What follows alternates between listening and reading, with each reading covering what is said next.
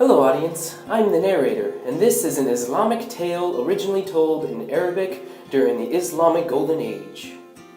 We begin with a Sasanian king, ruler of an empire that's territorial borders reached as far as Western Europe, Africa, China, and India. It was the last... Are you going to talk for the entire story? I am the narrator, so I was thinking that... Blah, blah, blah, blah. You talk too much. I decree that you shut up so that I may listen to my loyal servant. Continue. As I was saying, my liege, your brother's wife has been unfaithful to him for the last 3 years. That is terrible. I wonder if my wife would ever be so unfaithful to me. Nah, of course not. What the king didn't know was his wife has already been secretly seeing the servant who stands before him. Wait, what? Is this true? Of course not. It was true. Guards, take this man and my wife into custody at once! No, your highness, I beg you, no, he is lying, please, your highness. No, your highness! Your highness! So much for him being your loyal servant. You shush! 2 days later, the adulterous wife and her lover were executed, leaving the king distraught and alone on his throne. I'm so distraught and alone on my throne. What? I just said that! All women are the same, unloyal and adulterous. If I wasn't a man, I'd probably be content with being alone for the rest of my life. But since I am, I must not be lonely. I need a new lady. Of course you do. Quiet. I know what I'm doing. Bring me the finest virgin that I may marry. And so the king's vizier found one, and the king married her. However, the king was not satisfied and had her executed the next morning. She was just like my ex. But since I mustn't be lonely, I must have another. Bring me the second finest virgin in the land. You're despicable. I will not be insulted by a figment of my imagination. I am not imaginary. His succession of executed virgins continued for many weeks until the vizier could not find any more. Impossible. There are always virgins.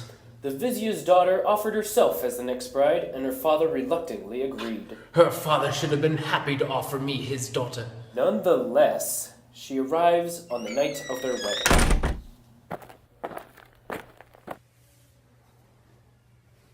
Oh, my queen, what have you to provide me this evening? My king, I have but a story for you to enjoy. Yay, I love a good story. Once upon a time, there was a young lady who dreamed of leaving the house and going to the ball, but her evil stepmother refused to let her leave. When all seemed lost, her fairy godmother showed up. She transformed her rags into a beautiful dress and created a gorgeous carriage from a simple pumpkin. As she was leaving, her godmother gave her one final warning: to leave the ball before the stroke of midnight, or else. Ooh. When she arrived at the ball, the prince fell in love with her immediately. They danced and danced until the clock began to ring. Oh no! She was frightened by the bell, and she instantly ran out of the castle. But as she did, she lost one of her shoes on the front staircase. She was wearing heels, wasn't she? Those are always death traps. But before she could pick it back up, guards began to storm out of the castle, and she left the shoe behind. Wait, that can't be the end. What about the shoe? What about the prince and the girl? Well, I guess you'll have to wait until tomorrow. But... Okay, fine. I guess I'll let her live and to finish the story. 24 hours later, the king awaits anxiously for her to arrive and finish the story. Alright, go. How does it end? I can't bear it any longer, woman. Okay, so the prince ordered all the eligible ladies to try on the missing shoe in a desperate attempt to find the missing lady. The prince visited the girl's house, but her stepsisters failed to fit the shoe.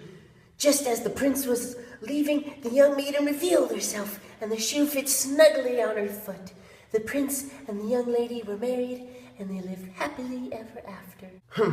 That's disappointing. It didn't end with somebody dying. Oh well.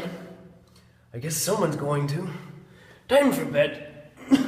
Wait, my king, do you not want to hear another story? Ooh, another? Of course. So, once upon a time... And just like her first story, she stopped before the So end. he huffed and he puffed until... Until what? What happened to the brick house? Who knows? She knows. And she won't tell me, Dad. I guess I'll have to wait until tomorrow then as well.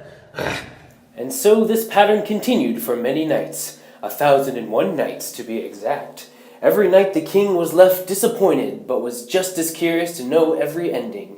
Here we see her final story come to a As the conclusion. beanstalk began to tumble, the giant lost his grip and he fell the last couple 100 meters and died.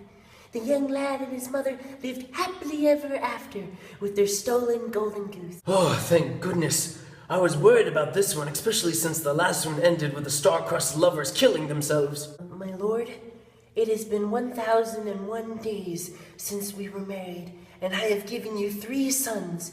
Yet every night I tell you a story so you do not execute me the next day. Can I finally be pardoned and my life spared?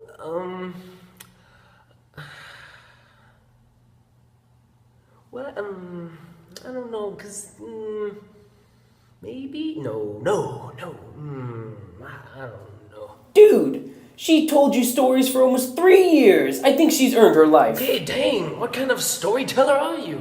A passionate one. Well, Okay, I'll let you live. great. Wait, that's it? No intense argument? Just a sure, why not? Yep. Wait, why are you surprised? Aren't you the narrator? Not you too. I thought you were on my side. Hey, you can't talk to my wife like that. Aw, thanks, hubby. No problem. High five.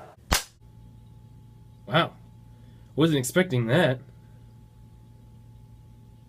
Oh well. It's not my story after all.